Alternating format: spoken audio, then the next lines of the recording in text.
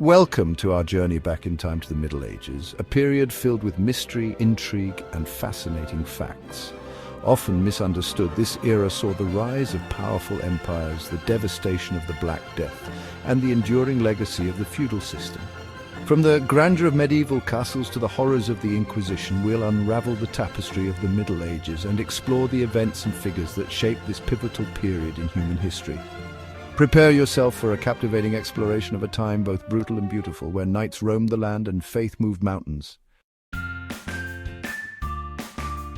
The Black Death, a bubonic plague of unprecedented scale, swept across Europe in the mid-14th century, leaving an indelible mark on the medieval world. Imagine, if you will, entire villages decimated, their streets littered with the bodies of the dead.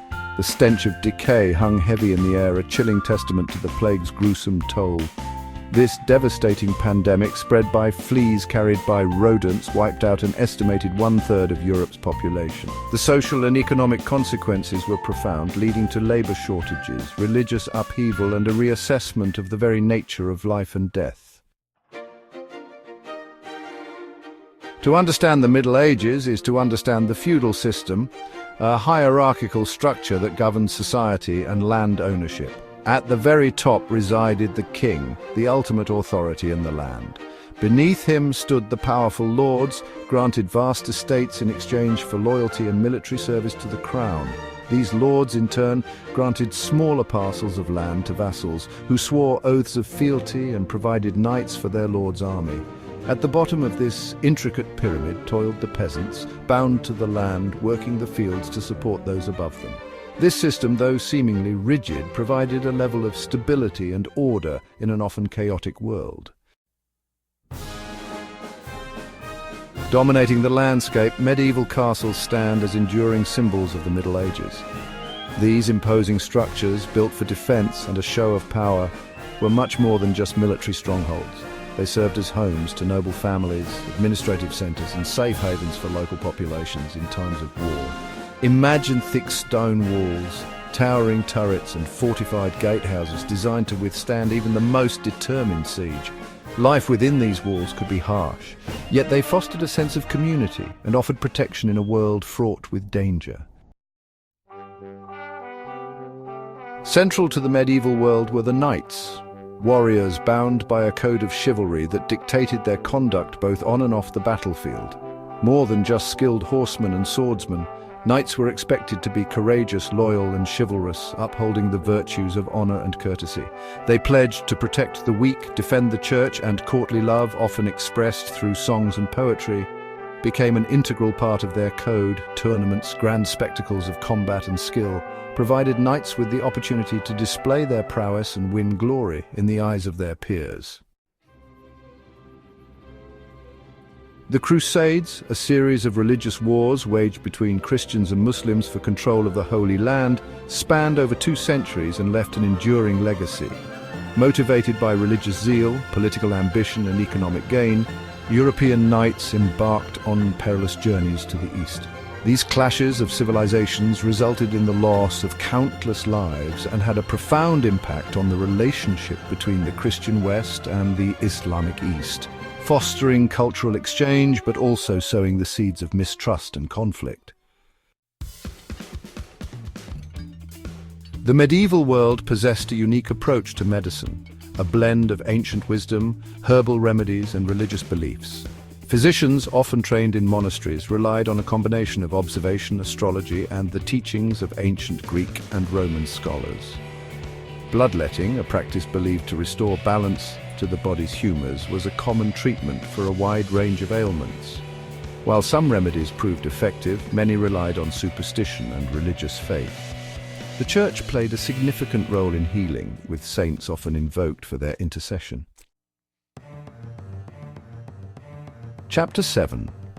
The Magna Carta Seeds of Liberty. In 1215, a pivotal document known as the Magna Carta was sealed at Runnymede, forever altering the course of English history. Forced upon King John by rebellious barons, this charter established the principle that even the king was subject to the law.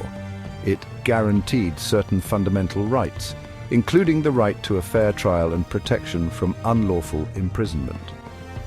The Magna Carta, though initially intended to protect the privileges of the nobility, laid the groundwork for the development of parliamentary democracy and the concept of individual liberties.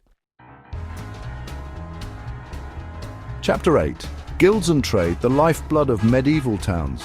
The late Middle Ages witnessed the rise of towns and cities, bustling centres of commerce and craft production. Guilds, associations of merchants and artisans played a vital role in regulating trade, setting standards for quality, and providing social support for their members. From bakers and brewers to blacksmiths and goldsmiths, guilds ensured the production of essential goods and fostered a sense of community within medieval towns.